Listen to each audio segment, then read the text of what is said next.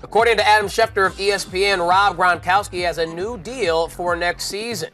Check out the tweets we found on Twitter from Schefty. Pats and Rob Gronkowski restructured his deal for this season, giving him a chance to become the highest paid tight end in the NFL. Gronk's new deal will give him the chance to boost this year's salary from $5.25 million to $10.75 million per Rosenhaus Sports.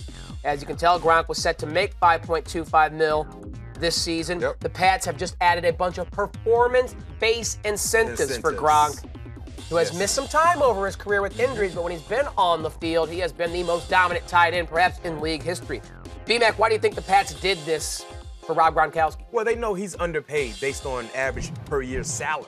Look at the tight ends, the most recent contracts. Rob Gronkowski, clearly when healthy, he is the best. He is the creme de la creme.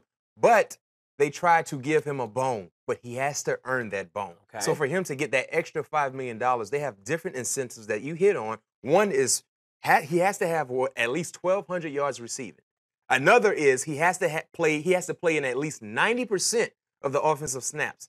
Another is he has to make All-Pro. So they have multiple performance incentives for him to make. And they're basically saying, Rob, if you're healthy, there's a good chance you can cash in on the extra $5 million. You don't have to hit every incentive. Right. It's or. Yeah, it's one or the other. Right. And which makes a lot of sense. So for me, he understands, and you have to really applaud the Patriots because they didn't have to do this. Right. But they're saying, you know what, we would love to pay you accordingly, but you have to earn it. The last few years, you've been dealing with injuries. So if you can hit 90% of the offensive snaps, you're going to get an extra $5 million. All pro.